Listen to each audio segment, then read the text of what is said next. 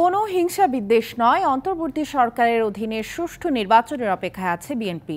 হিন্দু সম্প্রদায়ের ওপর কোনো ধরনের হামলা হলে নেতাকর্মীদের তা প্রতিহত করার আহ্বান জানিয়েছেন দলের মহাসচিব।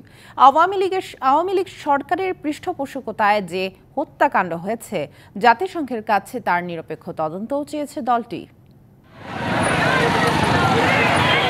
মঙ্গলবার সকালে ঠাকুরগাঁও যাওয়ার পথে নীলফামারীর সৈয়দপুরে স্মৃতি অম্লান চত্বরে পথসভায় বক্তব্য দেন বিএনপির মহাসচিব মির্জা ফখরুল ইসলাম আলমগীর। এ সময় হিন্দু সম্প্রদায়ের উপর কোনো ধরনের হামলা হলে নেতাকর্মীদের প্রতিহত করার আহ্বান জানান তিনি। নতুন যে সরকার, তারা অন্তর্বর্তীকালীন সরকার, তারা দেশে শান্তি শৃঙ্খলা প্রতিষ্ঠা করে নির্বাচনের একটা পথ তৈরি করবে। সেই নির্বাচনের মধ্যে দিয়ে তখন নির্বাচন হবে, সেই নির্বাচনে রাজনৈতিক দলগুলো প্রতিযোগিতা করবে, যারা নির্বাচিত হবে জনগণের ভোটের মাধ্যমে। এখানে সব নাগরিক, হিন্দু, মুসলমান, বৌদ্ধ, খ্রিস্টান, কেউ সংখ্যালঘু সম্প্রদায় নয়, সকলকে একসাথে এই দেশের জন্য কাজ করতে হবে।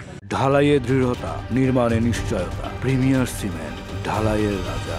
এদিকে বিগত সরকারের আমলে ঘটে যাওয়া গণহত্যার বিষয়ে নিরপেক্ষ ও গ্রহণযোগ্য তদন্ত চেয়ে বাংলাদেশের জাতিসংঘ আবাসিক প্রতিনিধির কাছে চিঠি দিয়েছে বিএনপি। গুলশানে সংস্থাটির আবাসিক প্রতিনিধি গুয়েন লুইসের কাছে এই চিঠি হস্তান্তর করে দলটির প্রতিনিধি দল।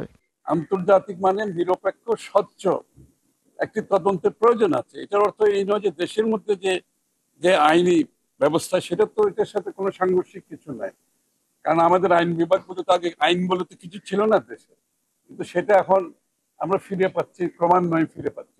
অন্যদিকে যারা মানুষের উপর অত্যাচার করবে, চাঁদাবাজি করবে, তাদের কেউই রেহাই পাবে না বলে মন্তব্য করেছেন ঢাকা মহানগর দক্ষিণ বিএনপির আহ্বায়ক রফিকুল আলম মজনু। এই ঢাকা শহরে কোনো ব্যবসা প্রতিষ্ঠান আপনি দখল করতে পারবেন না, কোনো চাঁদাবাজি করতে পারবেন না।